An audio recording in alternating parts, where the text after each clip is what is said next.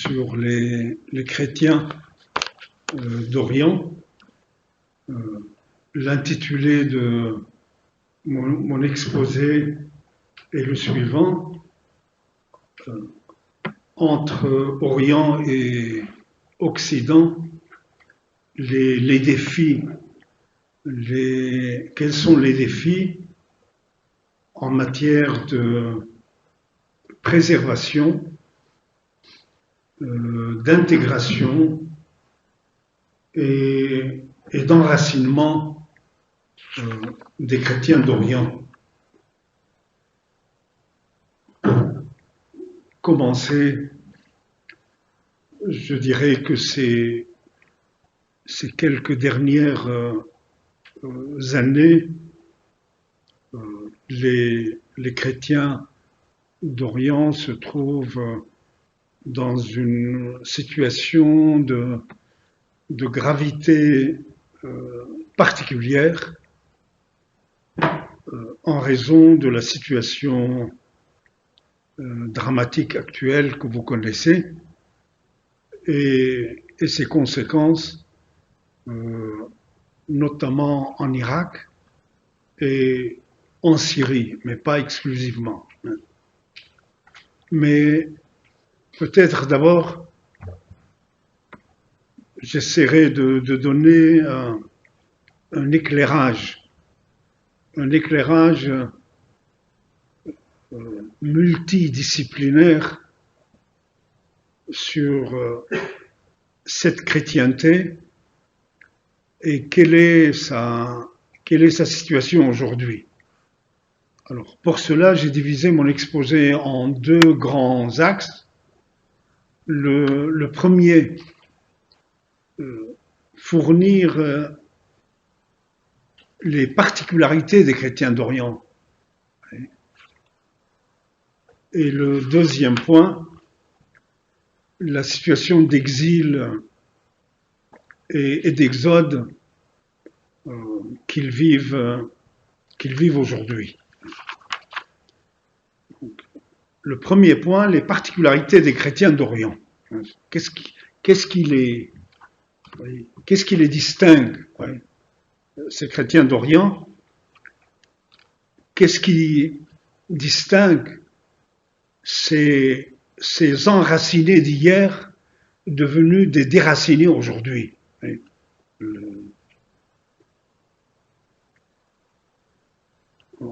Quelques points à ce sujet. D'abord, c'est un christianisme qui est autochtone. C'est des gens qui sont du pays. Je crois que c'est important d'y insister. C'est des gens qui sont du pays, qui sont de cette terre. C'est des indigènes, dans le bon sens du mot indigène. Ils sont là, ils sont autochtones, ils sont chrétiens depuis 2000 ans. Autrement dit, ils n'ont pas de leçon de citoyenneté et de loyauté à recevoir de quiconque. Au contraire, ils sont là les premiers. Ils sont depuis 2000 ans, et j'ajouterai à ces 2000 ans 3 millénaires, puisqu'ils descendent tous de ces anciennes civilisations babyloniennes, chaldéennes, phéniciennes, cananéennes, etc. Donc, lesquelles s'enfoncent dans l'histoire de la région et remontent à Ougarit, à Babylone, à la Chaldée. Donc, ils ont, autrement dit, comme histoire dans ces pays, ils ont 5000 ans d'histoire derrière eux. Oui. 5000 ans. Donc, c'est un christianisme qui est autochtone. C'est un christianisme qui est apostolique. Ce sont les apôtres qui ont prêché le christianisme, c'est-à-dire ces chrétiens d'Orient, dont je fais partie. J'ai oublié de me présenter, Père Pelletier, tout à l'heure, mais je le ferai au fur et à mesure. Ce sont les apôtres. Oui. C'est des apôtres qui ont reçu le message. Un de ces apôtres, pour éclairer la situation d'Irak et de Syrie, Saint Thomas l'apôtre. Saint Thomas l'apôtre, l'église chaldéenne et l'ancienne église nestorienne, hein, dite abusivement nestorienne, hein, font remonter leur histoire à saint Thomas, Thomas l'apôtre. Hein.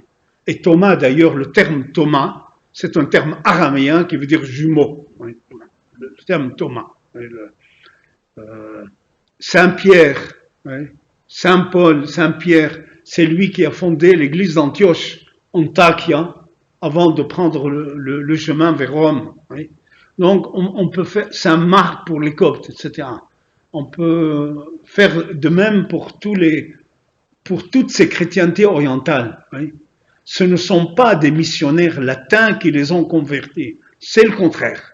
Ce sont ces églises qui, avant les missionnaires latins, ont propagé le message chrétien de la Méditerranée à Pékin, en Chine.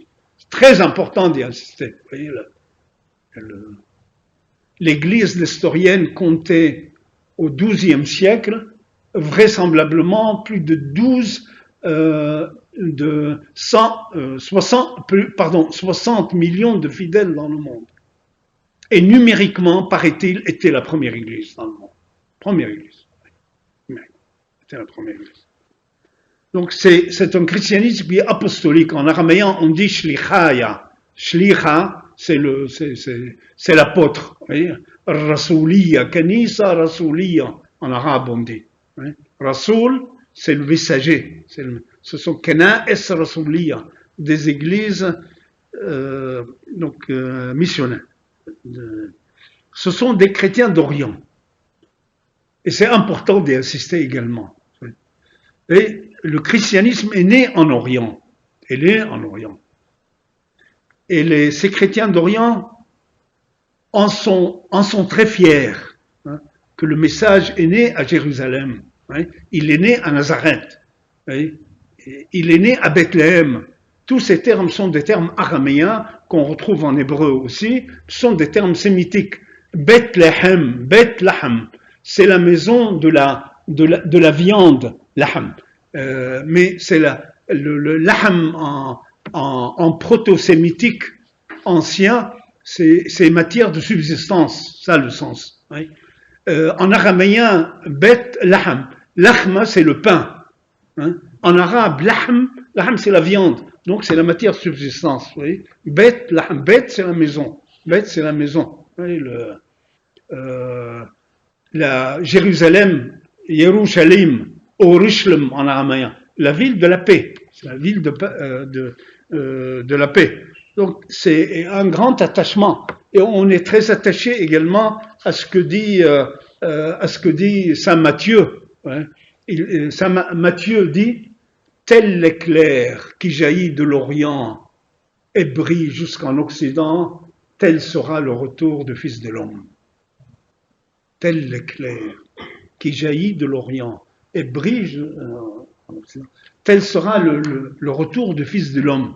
Donc il y a comme ça, il y a un grand attachement, vous voyez, à cet Orient, pas dans un sens de repli, hein, pas dans un sens de communautarisme. Hein. Le message se situe quelque part, il est parti d'Orient, et d'Orient, il est parti partout. Ces églises orientales sont des églises locales et universelles en même temps. Toutes ont des adeptes dans le monde, toutes ces églises. Et dans leur message, ils ne prêchent pas seulement pour leur communauté. Prenez l'église maronite libanaise, mais il n'est pas que libanaise. En Syrie, il y a beaucoup de maronites. Hein. En diaspora, il y a beaucoup de maronites. En Palestine, en Israël, il y a des maronites. Et les Grecs catholiques, les Grecs orthodoxes, voyez, toutes ces églises, il en est ainsi. Ce sont des églises qui ont une multiplicité d'appartenances ethniques et nationales. Il y a un certain nombre qui se disent arabes, mais arabes, il faut le distinguer de musulmans. Oui, il faut le distinguer de musulmans arabes. L'arabe n'a pas le même sens que c'est plutôt un sens culturel. Un sens culturel, c'est un sens linguistique, la langue arabe. Hein. Et il y a aussi beaucoup qui ne sont pas, qui se disent pas arabes. les Libanais et les Maronites ne se disent pas arabes. Cela dit, ils sont très attachés à la langue arabe. La langue arabe aussi, merci, il faut, il faut l'examiner, la langue arabe. Merci. Le, la langue, dans la langue arabe, il y a beaucoup de termes chrétiens que les chrétiens ont introduits dans la langue. On dit kanisa, l'église, kanisa, ecclésia. Vous dites ça à un musulman, kanisa, il ne sait pas ce que c'est. Il ne sait pas ce que c'est le sens de ce mot. Non, on dit kanisa, oui. On dit patriarche, le patriarche. Un musulman, il ne sait pas ce que c'est. Nous, on l'a pris du grec et on l'a introduit dans les langues. En araméen, on dit patriarca, le patriarque. Évêque, on dit, en araméen, on dit épiscopa, épiscopal, c'est le terme. Vous voyez, ça montre que ces églises, dès le départ, étaient des églises ouvertes à l'Occident, ouvertes au monde. Vous voyez, elles sont nourries de plusieurs cultures. Et il y a la langue araméenne, qui est la langue véhiculaire d'un certain nombre de chrétiens d'Orient, l'église syriaque, dans ces deux branches, orthodoxe, mais il n'est pas slave. Hein. Quand on dit orthodoxe, c'est dans le sens étymologique du terme, et non dans le sens, il n'est pas slave. Et c'est cette église et l'église syriaque catholique, les Chaldéens. J'appartiens personnellement à l'église chaldéenne, donc c'est l'église qui est en communion avec Rome. Vous avez, etc. Donc l'araméen également, c'est une des langues qui sont utilisées par cette chrétienté. Ce sont des églises de diversité liturgique, confessionnelle aussi. Chaque église a sa propre liturgie. Oui, sa propre liturgie. Je peux vous citer quelques exemples pour que mon discours ne soit pas abstrait. L'église chaldéenne, donc à laquelle j'appartiens, et qui est en communion avec Rome, ainsi que l'église assyrienne dite nestorienne, les deux, sans aucun changement, ils ont une liturgie qui s'appelle Addai et Mari, Thaddée, qui a évangélisé après saint Thomas, et Mari. Et cette liturgie date d'il y a 2000 ans. 2000 ans, dès le départ. Et ça n'empêche pas le fait d'être catholique en communion avec Rome. Parce que Rome reconnaît l'autonomie ecclésiale de toutes ces églises. Donc ce sont des rites différents. Il y a un droit canonique aussi différent. Un droit canonique. On n'est pas latin. Un droit canonique, on appelle ça juridiquement, canoniquement, sui iuris, église de droit propre. Les évêques de ces églises, je parle en communion avec Rome, les autres, cela va sans dire, les églises autocéphales. Les églises qui sont en union avec Rome, ce sont des églises comme les autres, je répète, sont des églises synodales. Rome confirme a posteriori. C'est devenu une simple convention. Le patriarche dirige les églises. Bon, tout ça, vous le savez. Ils ont des patrimoines différents. Des patrimoines différents. Ils ont des pères de l'Église. Oui, il y a des pères de l'Église orientaux, il y a des pères de l'Église occidentaux. Ces églises ont leurs pères de l'Église. Vous prenez Saint Éphrem. Saint Éphrem qui est du 3e, 4e siècle.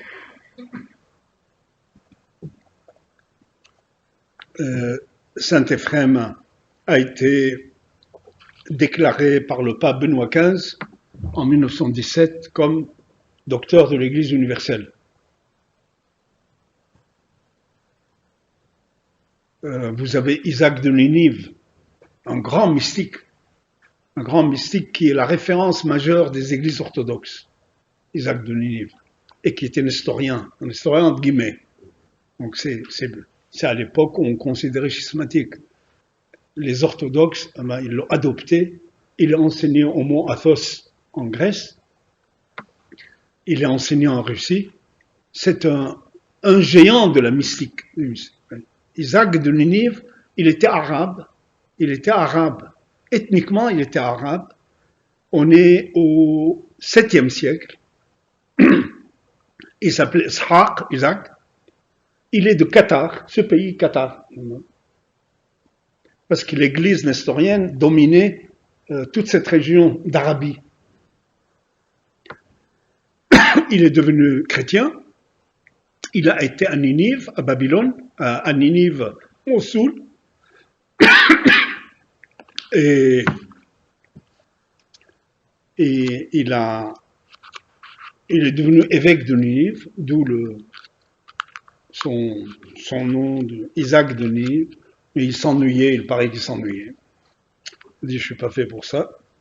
Il s'est retiré. Il a été vivre dans les montagnes, au nord de l'Irak, dans ces montagnes aujourd'hui endeuillées, qui ont produit des milliers de moines, hein, et qui a écrit une œuvre monumentale qui est traduite en français et qui est accessible. Ishaq Nenouaya, de Ninive. Vous avez Afrahat aussi, source chrétienne a publié tous ces pères orientaux, le mérite avec source chrétienne, quand ils sont nés en 1947-48, c'est qu'ils ont publié les pères de l'Église sans aucune distinction. Ça qui est formidable. Aujourd'hui, on a tout Saint Éphrem en français, on l'a en anglais, bien sûr, en russe, et tous ces pères de l'Église orientale, aujourd'hui, on peut accéder à leurs travaux en langue française.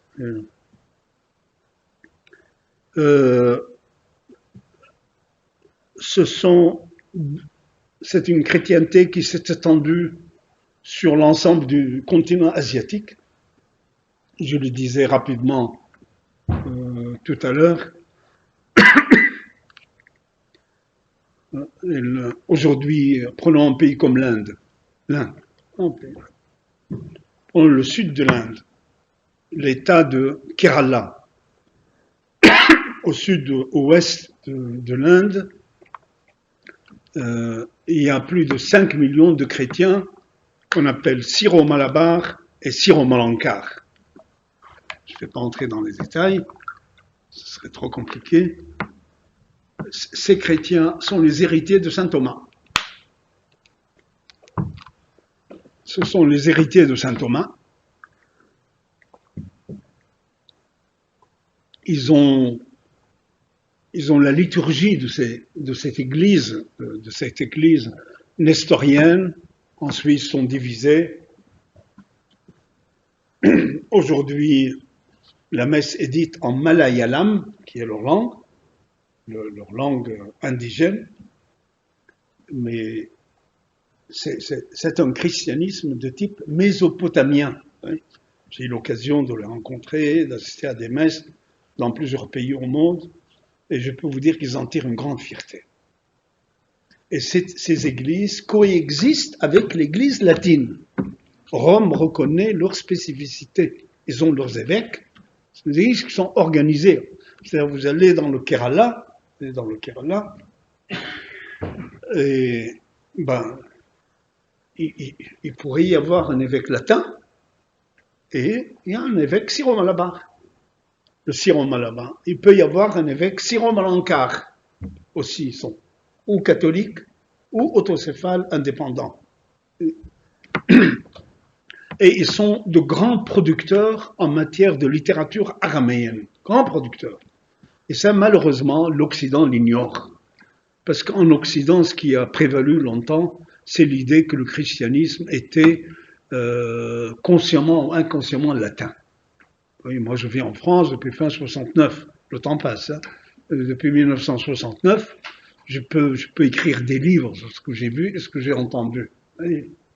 Jusqu'au jour où maintenant, on commence à rectifier un peu la ligne. Les épreuves et le malheur font que on se penche sur cette chrétienté. On dit, mais finalement, c'est nos racines. On entend souvent, ce sont nos racines. Et, parmi ces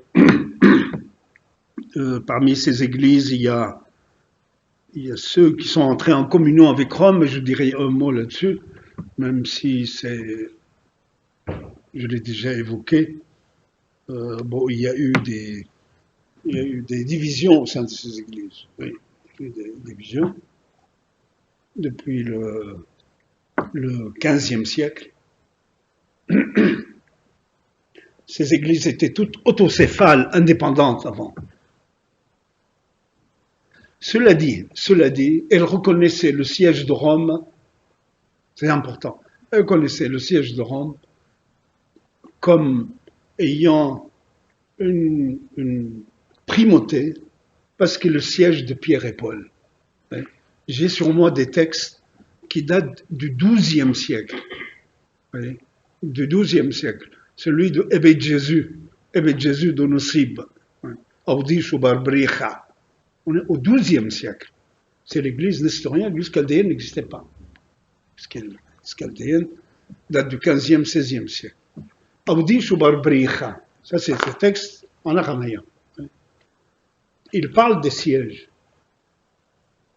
Et il reconnaît une priorité au siège de Rome, parce que c'est le siège de Pierre et de Paul. Donc même quand ces églises étaient autocéphales, indépendantes, elles reconnaissaient le siège de Rome. Maintenant, quel pouvoir, ça c'est une autre question. Quel statut, quel pouvoir, est-il primus inter pares, est-il... Ça c'est une autre affaire. Et ce siège, on le reconnaissait. Et à partir du 15e, 16e siècle, il y a les missionnaires latins qui arrivent. Ils arrivent au 16e siècle. Il faut voir le contexte à l'époque. On est au 16e siècle, c'est l'Empire ottoman. 1516, c'est l'Empire ottoman. C'est-à-dire l'environnement est musulman. Ces églises sont complètement coupées du monde. Le lien avec la Chine, c'était terminé. Oui. Il y a eu des transformations géopolitiques et géostratégiques dans le monde qui font que ces églises se sont senties terriblement isolées. Et ce fut un facteur de leur ouverture à l'extérieur. Et quand les missionnaires arrivent, oui, les premiers missionnaires sont arrivés au XIIIe siècle déjà.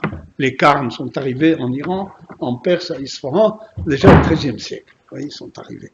Il y a eu les Capucins après, il y a eu les Dominicains, etc. Enfin bref, on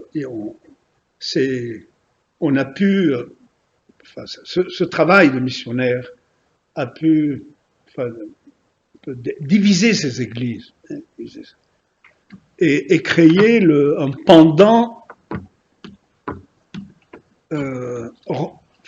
catholique en communion avec Rome. C'est très important. C'est-à-dire, notre chrétienté n'est pas comme la chrétienté en Afrique. Elle a été créée par les missionnaires latins, même si en Éthiopie, en Égypte, etc. Mais non, la chrétienté orientale, pour cela, parfois, certains ne comprennent pas quand ils vont en Orient, ils assistent à des messes, ils disent, mais c'est pas comme chez nous. Ah bah oui, c'est pas comme chez vous. Parce que ce sont des églises qui avaient une liturgie bien avant que vous soyez chrétien. Et au XVIe siècle, il y a eu ces divisions. Et les dominicains que j'aime beaucoup sont mes frères et mes sœurs. Ils ont fait un travail considérable, les dominicains. Et aujourd'hui, comme hier, ces églises chaldéennes, ils ont été un peu les instigateurs. Oui, on a créé, ce qui fait qu'aujourd'hui, il y a les églises autocéphales et les autres que j'appelle les églises autonomes. Autonomes, c'est des églises autonomes. Ils reconnaissent le siège de Rome, et il y a la confirmation par Rome, parce qu'on reconnaît une église universelle au-dessus de nous. Oui. Moi, je suis chaldéen et je suis très content de cette relation. Alors que j'ai écrit des pages et des pages de critiques, mais ça, c'est le passé, c'est l'histoire. L'histoire est une chose, la réalité en est une autre. Quoi. Alors, ils sont. Ces églises, depuis, ça leur a permis de sortir, c'est important. Hein. Ils sont venus faire des études, il n'y avait plus rien. Ils venaient à Urbaniana, ils ont fait leurs études. Dans d'autres universités romaines, le Propaganda Fide, là, ils faisaient des études. Peut-être que tout n'était pas parfait, mais que voulez-vous, c'est une mentalité de l'époque aussi. Hein. Cela dit, on enseignait l'araméen. On enseignait l'araméen, ils venaient, ils se formaient. Et la culture est par définition, comme elle est révolutionnaire. On entre dans la culture, mais on ne sait pas comment on s'en sort. Même si on veut me latiniser, mais je lis, et là je me dis, oh là là, c'est beaucoup plus complexe que ça. Oui, c'est beaucoup. Je sais comment j'entre dans la culture, mais je ne sais pas comment je m'en sors. J'en sors de la culture. Alors ça leur a permis, et du coup, je peux vous dire que par cette culture, ils sont attachés d'autant plus à leur histoire.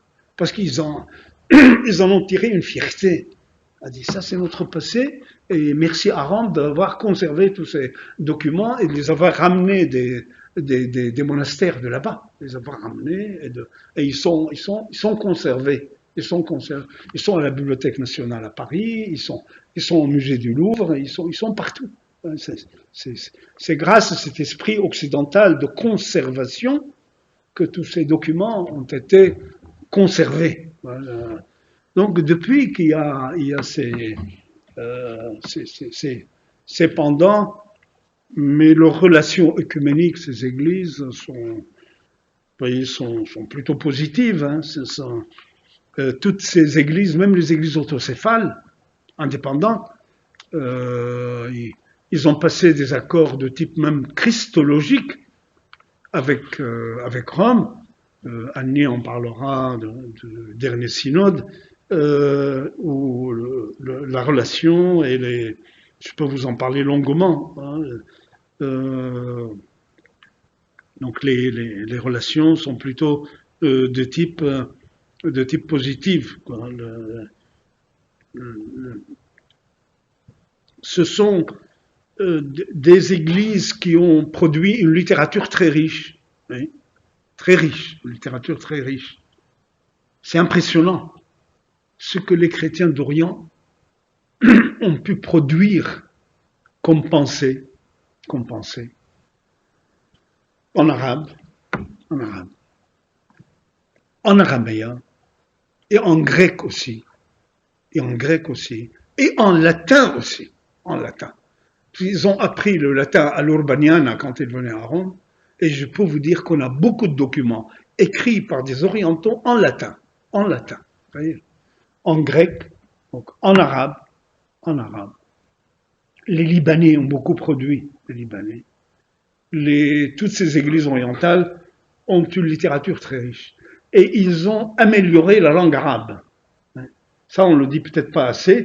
Il y a un grand spécialiste, Père Samir Khalil, le jésuite, c'est un maître dans ce domaine, c'est un maître. Et ce que les chrétiens ont apporté à la langue arabe. Une richesse de lexique, une amélioration de la grammaire, des syntaxes. Oui, ils ont travaillé la langue. Oui, ils ont beaucoup travaillé la langue. Il faut demander aux Libanais. Les Libanais sont très forts. Non, les Libanais maronites, pas seulement maronites, grecs catholiques, grecs orthodoxes, les melkites, les Libanais beaucoup. Voyez, les prières. Voyez, quand on lit, on participe à des cérémonies maronites en arabe, on frémit tellement c'est beau. On frémit. Oui. Ce qui m'arrive avec mon épouse à Lyon, quand je vais chez les maronites à Lyon pour Pâques. Mais il y a de quoi frémir. C'est un arabe qui est très très beau, vous voyez, sur la Vierge Marie, sur le Christ, hein, dans les monastères, dans les églises. Vous voyez, c'est et d'ailleurs quand des amis ou ça, des musulmans sont là, ils sont émerveillés. Ils disent ça, c'est la langue arabe, oui, parce ils l'ont beaucoup enrichi, affiné. Oui, cette langue arabe. Il y a Allah, il y a Hanouna sur la Vierge Marie. Hein. Le, ils ont beaucoup apporté à la langue arabe, ils ont beaucoup apporté à la modernité. La modernité, comme ils avaient ce lien avec le monde extérieur de tout temps, puis ayant un message universel qui dit il n'y a plus ni juif ni grec, hein, ni homme ni femme. Il n'y a plus, vous êtes tous de la descendance d'Abraham. Et Abraham sortit d'Our en Chaldée. Vous êtes de cette descendance, donc il n'y a plus. Quand il prêchait le message, il ne faisait pas de distinction entre les peuples. Et dès le départ, tout à l'heure je citais Isaac de Ninive, mais on peut multiplier les exemples. Nous avons un dictionnaire d'araméen sur lequel je travaille depuis des années, un dictionnaire d'araméen, c'est un lexique qui fait plus de 2000 pages et qui date du Xe siècle. Il n'y avait pas encore des dictionnaires, à ma connaissance, encore ici. Ou en tout cas pas de cette ampleur.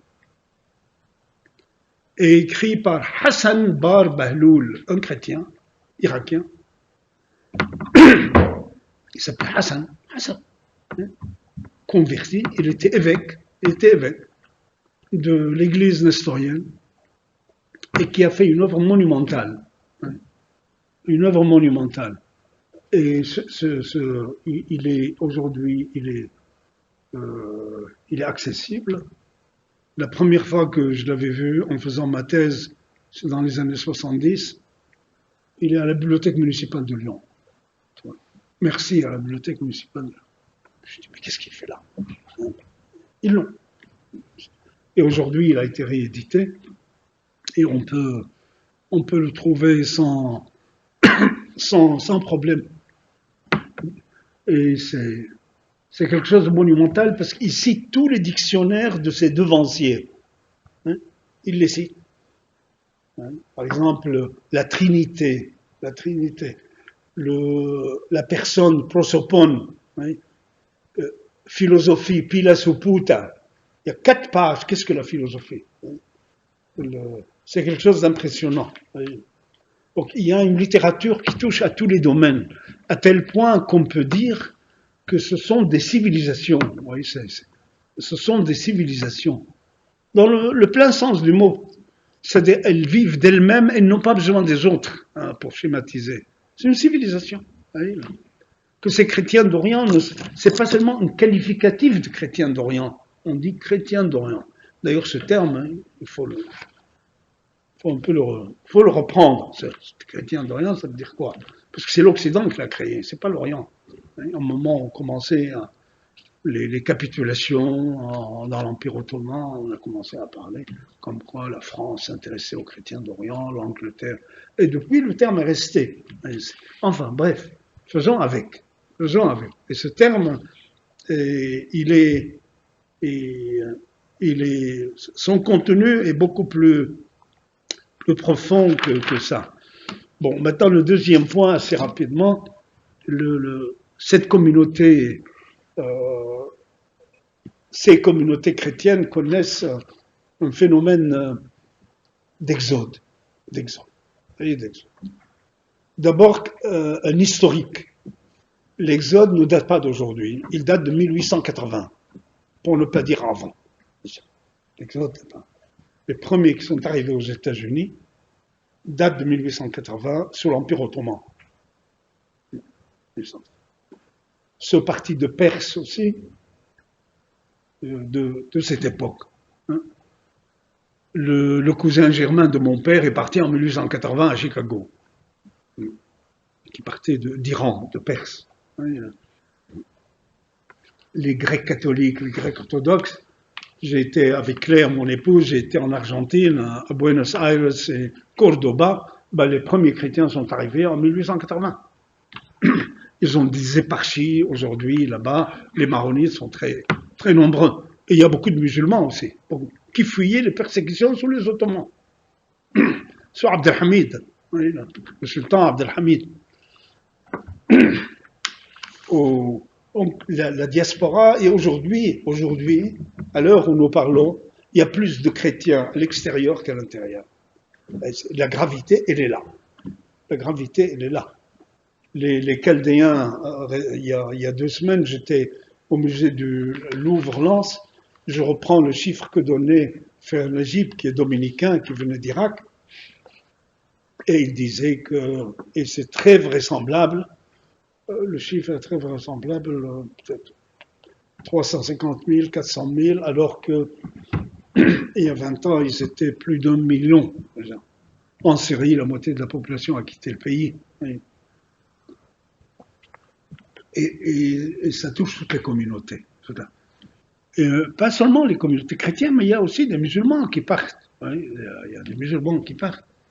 L'Irak, depuis l'invasion de l'Irak par George Bush, en 2003, elle a perdu une grande partie de ses classes moyennes, qui sont pour la plupart, il y a des chrétiens, il y a beaucoup de musulmans.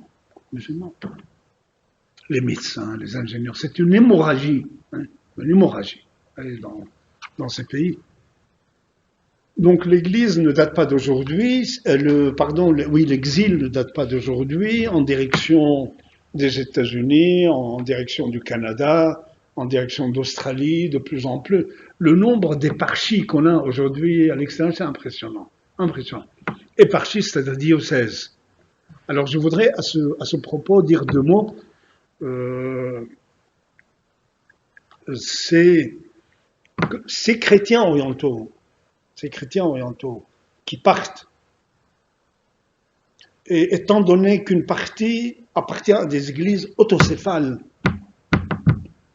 elles s'organisent à l'extérieur, je veux dire, sans problème, puisqu'elles n'ont pas de lien avec Rome, un lien ecclésiologique. Par contre, ceux qui sont en communion avec Rome, ce qui est le cas de l'église à laquelle j'appartiens, chaldéen, donc on est en communion avec Rome, nous sommes régis par un droit canon qui n'a rien à voir avec le droit canon latin, qui lui a commencé en 1917, puis s'est développé.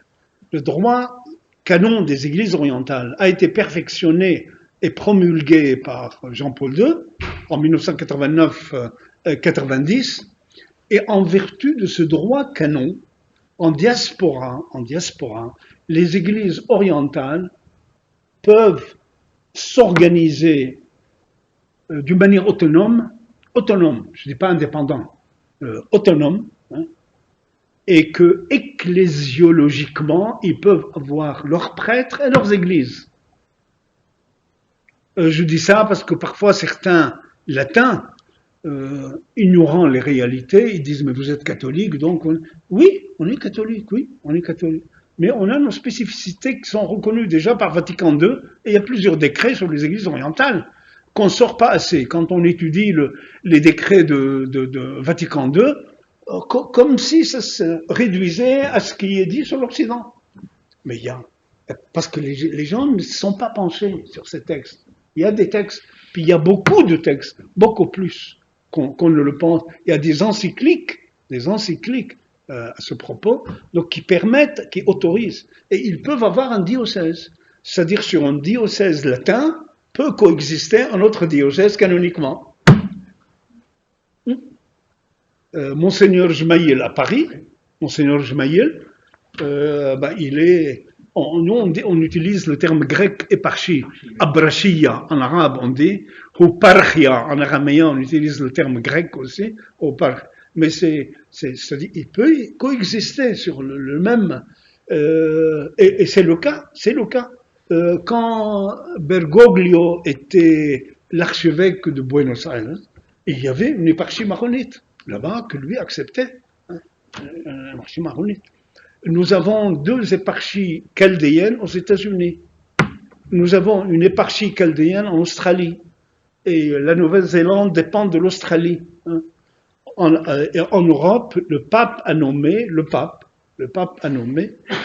un visiteur apostolique pour les Chaldéens.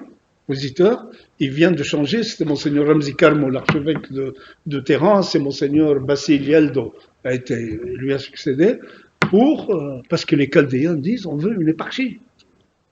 Cela dit, on a des prêtres, on a des églises.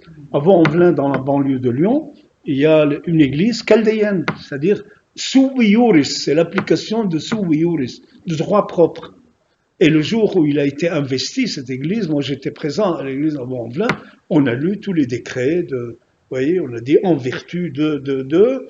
Après on demande l'avis de l'archevêque de la capitale, qui donne son avis aussi. Après on demande l'avis de l'archevêché de la région, c'était Lyon, c'était Monseigneur Barbarin, etc. Et on a investi le prêtre des pouvoirs, et cette église est pratiquement à l'église, ça peut être l'église arménienne. Il y a les Arméniens apostoliques et les Arméniens catholiques en France ont un évêque depuis des années déjà. Hein. Ils sont à leur 2e évêque maintenant, les Arméniens catholiques. C'est comme quoi, ça c'est important, on ne le connaît pas assez ici, parce qu'on ne l'enseigne pas malheureusement, on ne l'enseigne pas. Il y a un droit canon qui permet en diaspora, diriger ces églises qui sont en communion avec Rome, de les rendre ecclésiologiques et de ce fait de pouvoir s'organiser et en concertation permanente avec l'évêque du diocèse, avec bien sûr, il ne s'agit pas d'une église, ce sont des églises autonomes.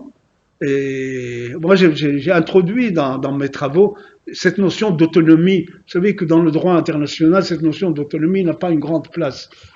Moi, j'ai dit que l'Église catholique applique l'unité et la diversité depuis longtemps.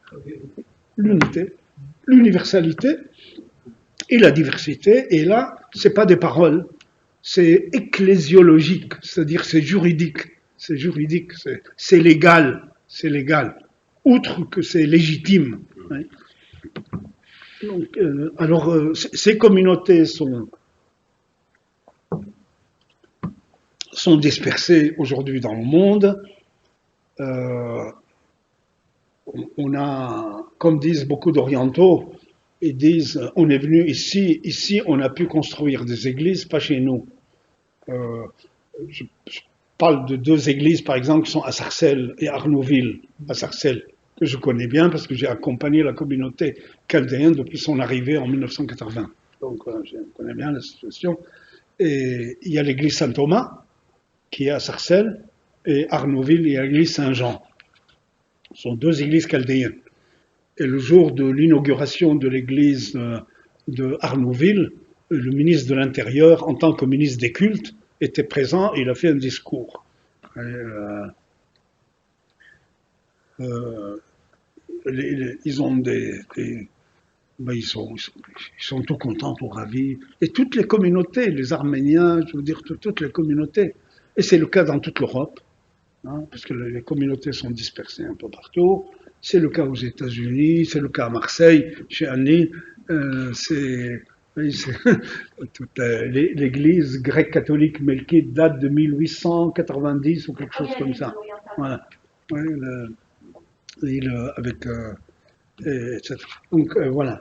Bon, maintenant la question qui se pose, et je m'arrête là, la question qui se pose, c'est les défis que ces communautés rencontrent. En Orient, l'Orient se vide, il se vide l'Orient. Il ne faut pas se faire d'illusions. C'est terrible.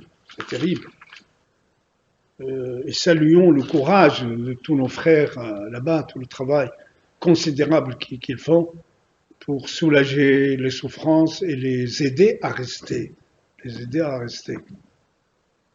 Autant que faire se peut.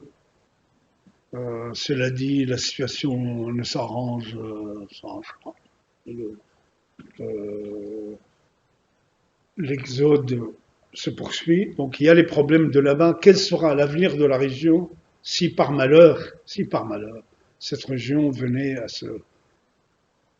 se vider dans le sens collectif du terme, comme communauté. Et d'autre part, ici, en dépit de l'accueil, de la solidarité, de quel sera leur avenir dans des sociétés sécularisées, c'est pas une critique ce que je dis, c'est un constat. Sociétés sécularisées, pour ne pas dire très sécularisées, des sociétés laïques. C'est bien d'être laïque. Je dis c'est un constat, c'est-à-dire ils ne sont pas, ils viennent ici des sociétés laïques, des sociétés où la matérialité domine,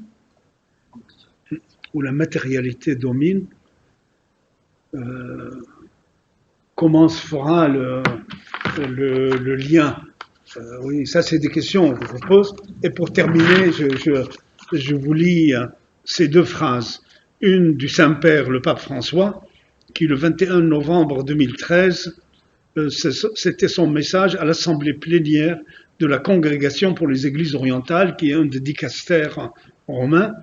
Le pape François disait ceci: ne nous résignons pas à imaginer le Moyen-Orient sans les chrétiens, qui depuis 2000 ans y confessent le nom de Jésus, insérés en tant que citoyens de plein droit dans la vie sociale, culturelle et religieuse des nations auxquelles ils appartiennent. Et l'autre, c'est celle du patriarche de l'église syriaque orthodoxe, qui est décédé il y a 2 ans, Zacharias Iwas, donc patriarche de l'église syriaque orthodoxe d'Antioche et de tout l'Orient. Il disait, pas de christianisme, je l'ai traduit de l'arabe, pas de christianisme sans l'Orient, et pas d'Orient sans le christianisme. Jamais le siège d'Antioche ne sera à Stockholm, à Francfort ou à Los Angeles. En plus, la présence chrétienne en Orient est plus une nécessité musulmane que chrétienne. Et voilà, et merci de votre attention.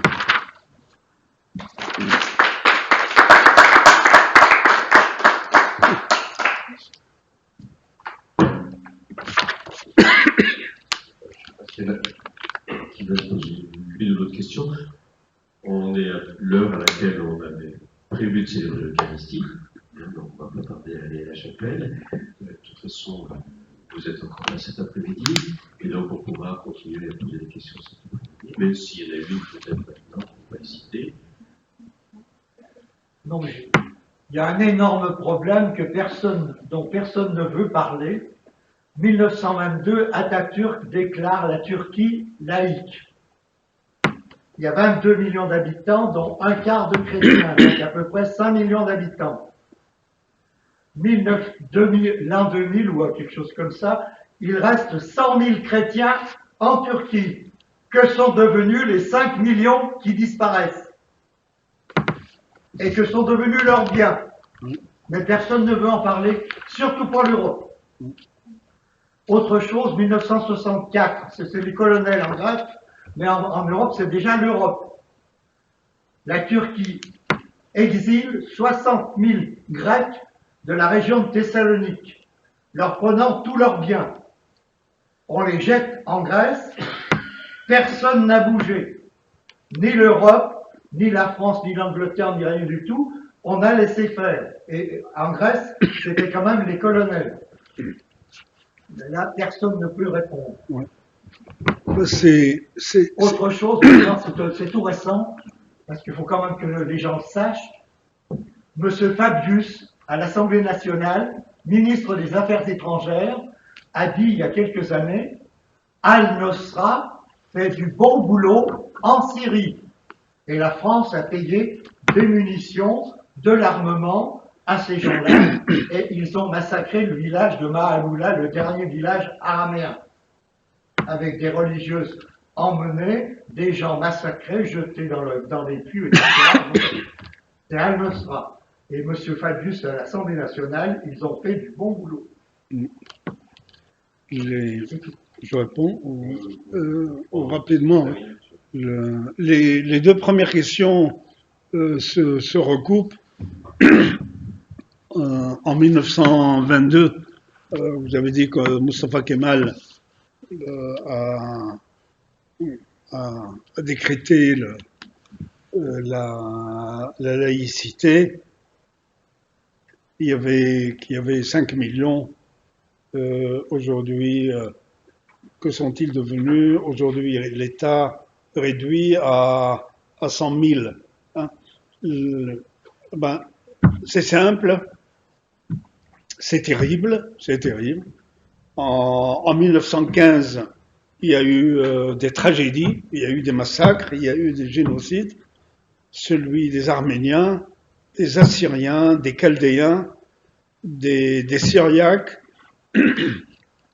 et des Grecs melkites, aussi, des Grecs orthodoxes, et puis il y avait les populations grecques de l'ouest du pays et le honteux échange de population entre la Turquie et la Grèce. Il y a eu des massacres. Les Arméniens ont été exterminés, les autres communautés également. Les Grecs pontiques, voilà, je cherchais le mot tout à l'heure, aussi les Grecs du Pontus, autour du pont, les Grecs pontiques, leurs biens également ont été confisqués. Et je peux vous dire par rapport aux biens quelques éléments. Il y a une région en Turquie, c'est l'extrême sud-est de la Turquie, l'extrême sud-est, qui s'appelle le Hakkari, hein, en plein pays kurde, Vivaient dans cette région, dans le Hakkari, 100 000 Assyriens, dont la plupart étaient adeptes de l'église dite nestorienne. La plupart. Il y avait aussi une petite communauté catholique parmi eux, il y avait une communauté juive, petite communauté juive également, il y avait quelques Arméniens et quelques Yézidis. Mais arrêtons-nous devant cette communauté. Elle a été chassée de ces terres. Bon, vous le savez, elle a été chassée de ces terres, et l'autre moitié, donc, s'est retrouvée en Iran, de l'Iran en Irak en Syrie. J'ai passé mon enfance parmi eux, et puis de Syrie aujourd'hui de Syrie, dispersés dans le monde, et leurs biens. Oui. Je me suis penché un peu là-dessus, puisque j'ai écrit mon livre Qui s'en souviendra sur les génocides, et surtout cette région. Tous leurs biens ont été confisqués. Ils sont maintenant la propriété de l'État turc. Un certain nombre sont la propriété des Kurdes, puisque les Kurdes ont mis la main. Parce que cette région, il y avait 300 000 habitants en 1915, dont 100 000 chrétiens, il y avait 200 000 Kurdes. Et les Kurdes dominaient cette région, parce que c'était la Hara, les chefs. Les chrétiens étaient divisés, avaient deux statuts différents. Une partie, c'était qu'on appelle les tribaux, ceux qui vivaient sous la tutelle de leur chef de tribu, je parle des chrétiens, hein, et ceux qui étaient des sujets ra'aya, ils dépendaient du hara kurde, ils dépendaient de lui.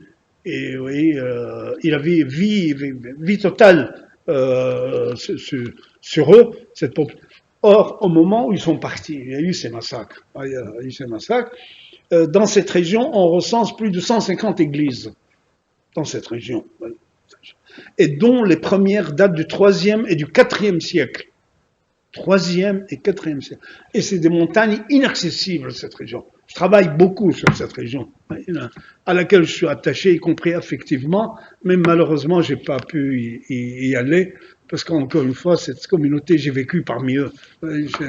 Et, et donc, ces églises, moi, je les ai recensées.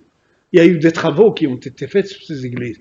Elles sont toutes recensées. On peut maintenant avoir un bon dossier pour l'UNESCO, mais l'UNESCO est une organisation interétatique. J'ai été titulaire de la chaire UNESCO de l'Université catholique de Lyon. Donc là, s'il n'y a pas accord d'État, on ne peut rien faire. Rien, rien, rien. Et confiscation de leurs biens, confiscation des églises, confiscation des biens, de leurs maisons. Et ils ont été complètement dépouillés. Et ils ne peuvent plus retourner dans cette région parce que la Turquie, en 1923-24, disait on ne les accepte plus. On ne les accepte plus. Et ben voilà un cas dramatique de cette population. Et sous Mustafa Kemal Atatürk en 1922-23, beaucoup ont pris le chemin de l'exil. Ceux qui restaient ont pris le chemin de l'exil et sont venus en Syrie, qui était sous mandat français, là où je suis né, et ils sont venus dans cette région.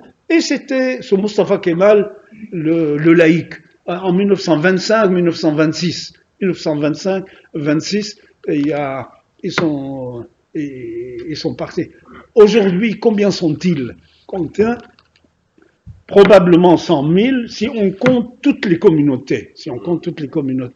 Vous voyez, il y a les Arméniens, une petite communauté arménienne, il y a des Grecs encore dans cette région, il y a des Grecs pontiques qui restent ici ou là, il y a les Grecs melkites et les Grecs orthodoxes dans la région vous voyez, de Alexandrie, de Skandaroun, pardon, pas Alexandrie, Skandaroun, Alexandrette, il y a au Tour Abdin.